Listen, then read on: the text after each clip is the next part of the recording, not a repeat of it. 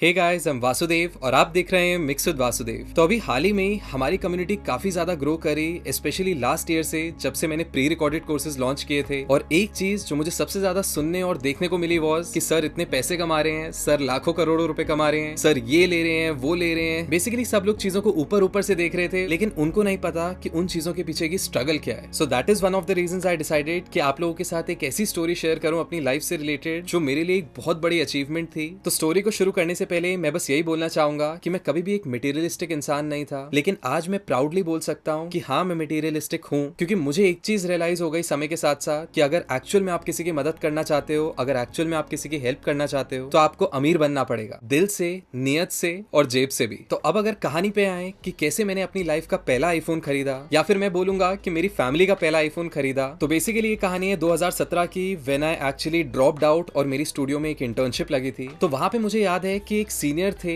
जो अपने आईफोन पे कुछ कुछ कर रहे होते थे और सॉफ्टवेयर में कुछ कुछ मूवमेंट्स होती थी, सॉफ्टवेयर में कुछ कुछ चीजें होती थी। सो कुछ टाइम बाद जब मैंने उनसे पूछा तो मुझे पता चला कि वो एक एप्लीकेशन यूज करते थे जिसका नाम था लॉजिक रिमोट। तो उसकी मदद से आप लोग एक्चुअली अपने फोन से अपने सॉफ्टवेयर को कंट्रोल कर सकते थे। तो उस टाइम क्योंकि मैं बेसिक्स ही सीख रहा था सॉफ्टवेयर के, तो मेरे लिए वो चीज नई थी, मेरे लिए वो चीज काफी सरप्राइजिंग थी। लेकिन जब मैंने घर जाके उस ऐप के बारे में पढ़ा तो मुझे पता चला कि वो सिर्फ आईफोन या आईपैड में ही चलती है। और उस वक्त मेरे पास मोटोरोला का कोई फोन था, आई गेस मोटो जी था। खैर वो भी मेरी दादी का था और वो एक अलग कहानी है। तो उस टाइम पे अगर मैं अपने माइंडसेट की बात करूं तो डेफिनेटली मेरा भी माइंडसेट हर एक मिडिल क्लास इंसान की तरह था, जो कि काफी ज्यादा एंटी एप्पल था। हम लोग किसी भी चीज में पैसा लगाते हैं, किसी भी चीज में पैसा डालते हैं तो रिटर्न्स देखते हैं। तो वही सेम माइंडसेट मेरा उस वक्त था। प्लस उस वक्त मेरा स्टाइपेंड भी इतना नहीं था कि मैं आईफोन के बारे में सोच सकता। और अपने पेरेंट्स से जो आखिरी चीज मैंने मांगी थी वो यही थी कि मेरे को कॉलेज दोबारा नहीं जाना। तो बस एक ही ऑप्शन था और वो था मेहनत करना। तो लगभग 1.5-2 साल मैंने जॉब की और उसके बाद अपने होम सेटअप पे स्विच कर गया। तो आई रिमेंबर उस वक्त मैं प्राइवेट लेसन लेता था और लगभग 2 से 4 स्टूडेंट्स मेरे पास आते थे। और मुझे याद है कि एक स्टूडेंट था जो मेरे पास आया और एक दिन उसने मेरा फोन रखे हुए देखा टेबल पे, और उसने मेरे से ऐसे ही एक जनरल सवाल पूछा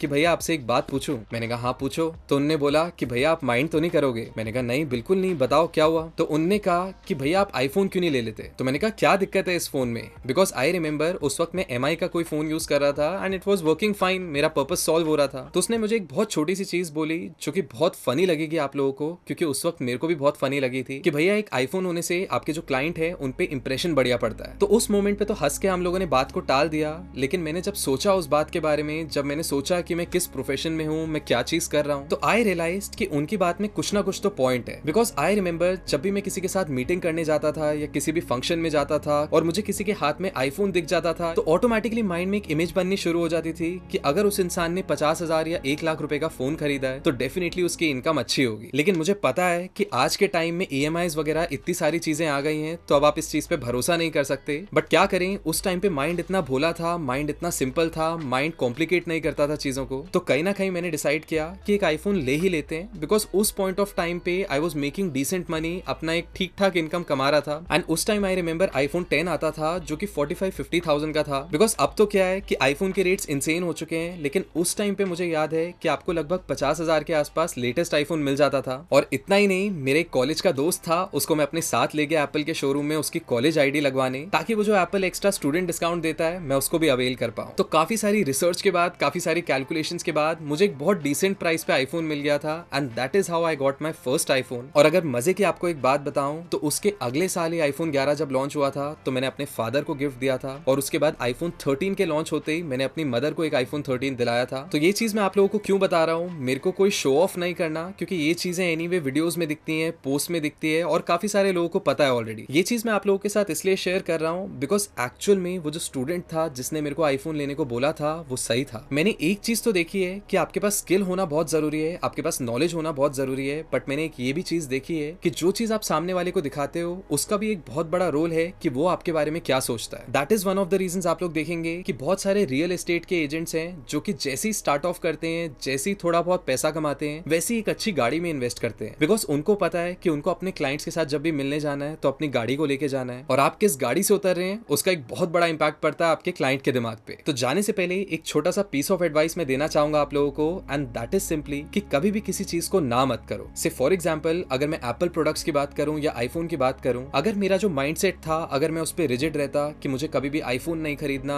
एप्पल ऐसा है, एप्पल वैसा है, तो शायद मैं कभी आईफोन ले ही नहीं पाता, ना ही अपने पेरेंट्स को दिला पाता। लेकिन कहीं ना कहीं जैसे जैसी वो चीज मेरे माइंडसेट में आई कि मुझे वो चीज लेनी है, तो ऑटोमेटिकली जो यूनिवर्स है उसने रास्ते बनाना चालू कर दिए। सो इन शॉर्ट, जो भी महंगी से महंगी चीज आप अपने दिमाग में सोच सकते हैं, आपके पास एक्चुअली पोटेंशियल है उसको खरीदने का। जस्ट दैट कि आपका एक अच्छा इंटेंशन होना चाहिए और आपको उसके लिए मेहनत करनी है।